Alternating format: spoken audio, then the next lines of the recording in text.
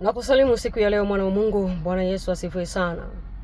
Kwa ufupi kabisa, tuangalie neno la Mungu kutoka Zaburi ile 103 mstari wa 3. Neno la Mungu linasema, akusamee uovu wako, akuponya na magonjwa yako yote. Bwana asifiwe sana. Siku ya leo ninataka kuwapa tumaini wale wote ambao wanasumbuliwa na magonjwa, wale wote ambao wanaumwa, wamelazwa vitandani, wengine wanauguza. Nataka nikutie moyo siku ya leo ya kwamba yupo Jehova Rafa ambaye ni Mungu mponyaji. Amini neno hili ya kwamba Mungu atakuponya. Mungu atamponya huyu ambaye unamuuguza, huyu ambaye anasumbuka na magonjwa. Mungu wangu atamponya, kwa maana ametuhakikishia kwamba yeye ni Mungu mponyaji. He is Jehova Rafa, ndo jina lake, sifa yake ya kwanza, kwamba huwa anaponya. Haijalishi umeambiwa ni ugonjwa namna gani unakusumbua, haijalishi ni ugonjwa unaotisha kiasi gani, lakini take it from me ya kwamba yote yanawezekana kwa Mungu. Hakuna lililo gumu kwake, na kwake hakuna ugonjwa ulio mkubwa.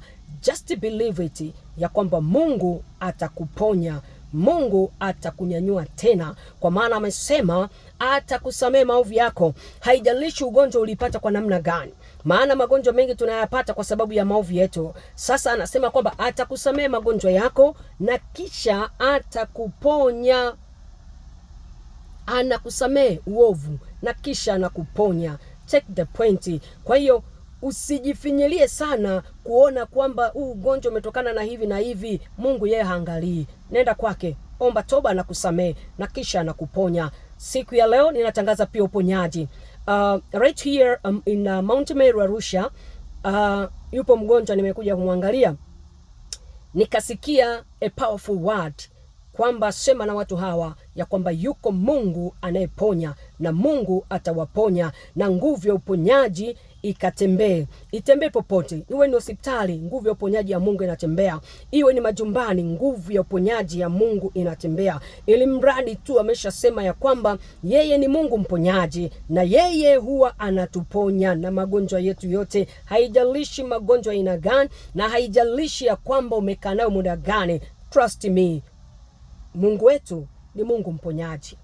Anatuma neno lake atutoe kwenye maangamizi. Maangamizi moja hapo ni haya ya magonjwa. Kwa hiyo ataondoa magonjwa yote ndani yetu, ataondoa magonjwa yote ndani yako. Kuwa na moyo mkuu, nyanyuka ukiamini ya kwamba Mungu yupo. Mwite, mlilie katika shida yako hiyo, uone kwamba kwa namna gani ambavyo anakutoa katika hiyo shida, kwa namna gani anakutoa katika hiyo dhiki ya magonjwa. Hilo ndo neno langu la siku ya leo. And I declare the healing upon you. Kuanzia sasa, mahali popote pale ambapo umefinyiliwa na adui kwa njia ya magonjwa, ninaachilia nguvu ya Roho Mtakatifu, ninaachilia nguvu ya Mungu anayeponya, Jehova Rafa, ikapate kukutoa hapo, ikapate kukutoa hapo, kama alivyomwambia Hezekia ya kwamba atakuponya siku ya 3. Na mimi nina declare ya kwamba atakuponya siku ya 3, na wewe utatoka, utaenda kumtukuza Mungu wako mahali popote pale.